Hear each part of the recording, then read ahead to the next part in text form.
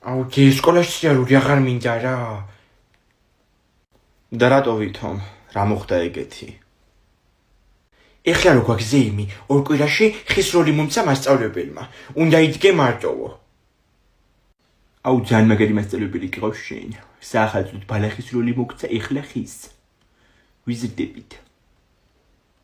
როგორ კაცო, ერთი ლექსიც არ მოგცა ზეიმისთვის? არაფერი არ უნდა თქვა, ხები არ ლაპარაკობენო. მე ვლაპარაკობ სამაგიეროდ, მომიტანებით იქ ნომრების წიგნი რომ მიდევს, მან მიწერია მაქალბატონის ნომერი. რა თავხედობაა ხედავ? აჰა, გამომართვი.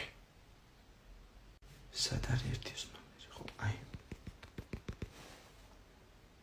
რატო მასწავლებელო გამარჯობათ, ინგა ვარ მე, ომარიკოს მშობელი.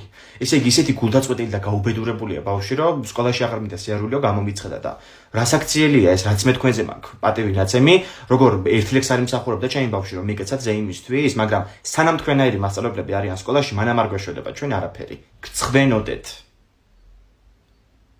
აი.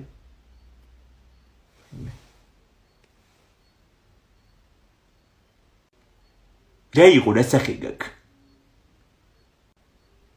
სხვაგან მოვხვდი.